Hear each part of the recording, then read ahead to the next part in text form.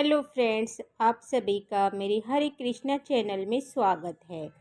तो आज की वीडियो में हम जानेंगे कि आंवला नवमी की कहानी सुनेंगे। तो आंवला नवमी की कहानी सुनने के लिए फ्रेंड्स, सबसे पहले हम अपने सीधे हाथ में चावल के दाने लेंगे और एक लोटा जल लेंगे और कुछ आंवले लेंगे। और ये कहानी आप आंवले के पेड़ के नीचे सुने। और अगर आंवला का पेड़ आपके पास नहीं है तो आंवला रख कर भी आप ये कहानी सुन सकते हैं। तो चलिए कहानी शुरू करेंगे। एक बार एक राजा था। राजा बहुत ही पराक्रमी और बहुत ही दान करने वाला राजा था। वह राजा प्रतिदिन 1.25 मन सोने के आंवले दान करता था। जब तक वह सोने के आंवले दान नहीं कर लेता था तब तक वह खाना नहीं खाता था।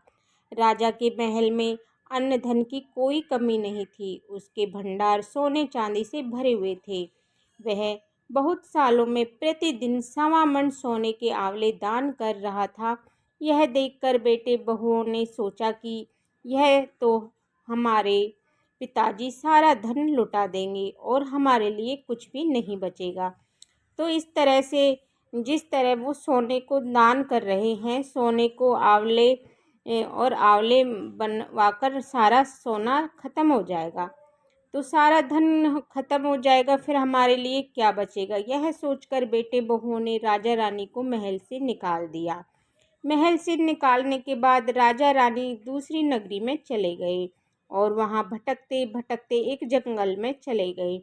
जंगल में जाकर राजा रानी ने वहाँ पर रात गुजारी और अगले दिन जब सुबह हुई तो राजा ने सोचा कि अब मैं 1.25 मन के आंवले कहाँ से लेकर आऊँगा, क्योंकि जब तक वह 1.25 मन सोने के आंवले दान नहीं करता था तब तक कुछ भी भोजन नहीं करता था, यानी कि खाना नहीं खाता था। तो इस तरह से पूरा दिन भूखा प्यासा और पूरे दिन वह रानी भी राजा के साथ भूखी प्यासी रही। और रात को स्वप्न में भगवान विष्णु दिखाई दिए। तो भगवान विष्णु ने कहा कि तुम्हारे पास ही आंवले का एक पेड़ है, इस जंगल में उस पेड़ को ढूंढो, उस पर सोने के आंवले मिलेंगे और प्रतिदिन तुम्हें 1.25 मन सोने के आंवले उससे मिल जाएंगे, यानी कि उस पेड़ पर सोने के आंवले लगे हुए होंगे। तो तुम उनसे सोने के आंवले तोड़कर दान कर सकते हो। जब राजा रानी सुबह उठे तो जंगल में बहुत खोज करने के बाद उन्हें आंवले का पेड़ दिखाई दिया। आंवले के पेड़ पर उन्होंने देखा कि सोने के आंवले लगे हुए हैं। राजा ने पेड़ से 1.25 मन सोने के आंवले तोड़े और उसके बाद आंवले दान कर दिए। आंवले दान करने के बाद राजा ने भोजन किया और रानी ने भी भोजन किया।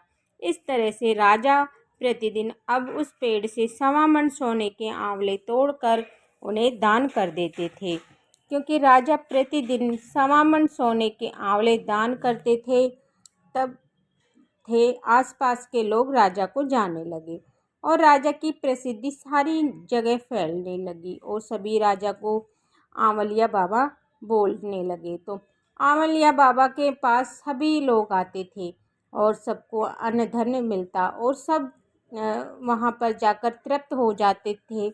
तो इस तरह से राजा रानी के दिन रात बीतने लगे। उधर तो राजा रानी के बेटे बहू जो थे वो कंगाल होते चले गए और उनके घर में धन की कोई कमी हो गई। सारा धन ऐसे ही खर्च हो गया और घर में कुछ भी नहीं बचा और खाने तक के लाले पड़ गए। तब उन्होंने किसी ने बताया कि हमारे पड़ोस में ही जो नगरी है उस जंगल में एक बाबा रहते हैं, वो आंवलिया बाबा है और सोने के आंवले दान करता है।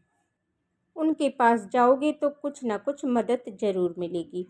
अब बेटा बहुएं दोनों राजा रानी के पास चले गए। राजा रानी के पास गए तो रानी ने कहा कि इनको कुछ काम के लिए रख लो।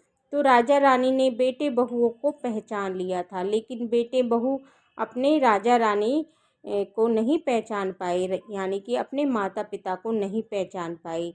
और एक दिन रानी के बेटे की बहू रानी का सिर देख रही थी।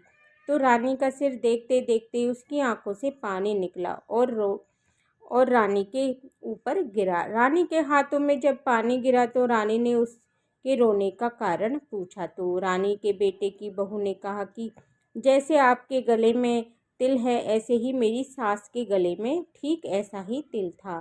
तब रानी ने उसे बताया कि मैं ही तुम्हारी सास हूँ, तुमने तो हमें घर से निकाल दिया था, लेकिन भगवान विष्णु ने हम पर दया की और हम अब अपनी कृपा दृष्टि बनाई, और जिसके कारण ही हम यहाँ पर रहने लगे और यहाँ पर भी हमने सोने के आंवले दान करने लगे।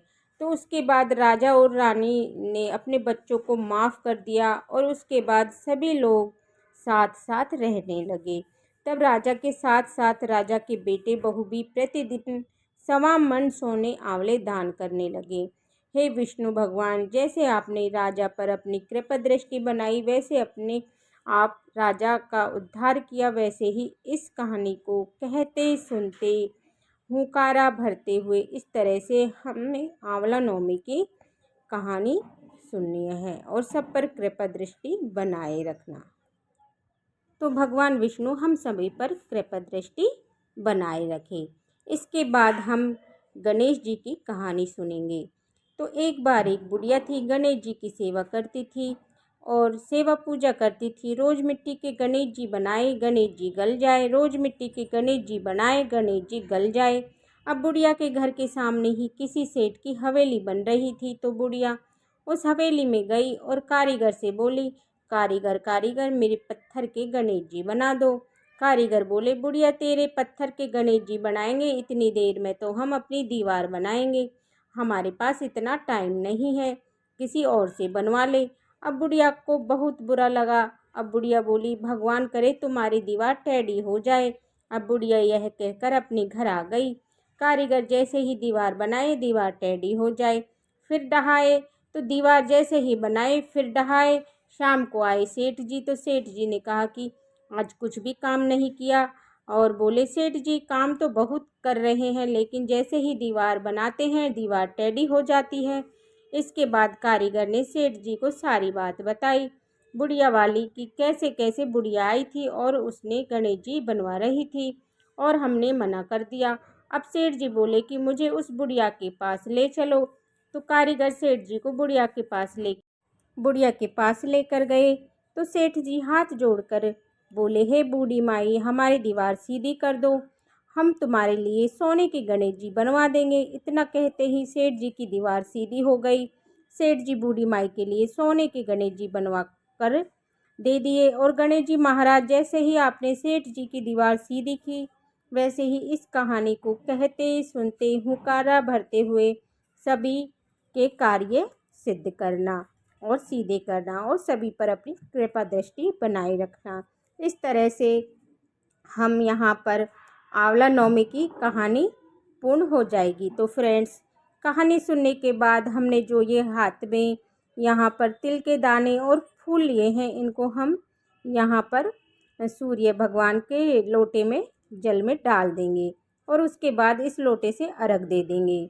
तो फ्रेंड्स, अगर आपको ये मेरी आंवला नवमी की वीडियो कथा पसंद आई हो तो मेरे वीडियो को लाइक करना और मेरे चैनल को हरे कृष्णा को सब्सक्राइब कर लेना, ताकि मेरी आने वाले वीडियो का नोटिफिकेशन आपको मिल जाए। देखने के लिए बहुत बहुत धन्यवाद।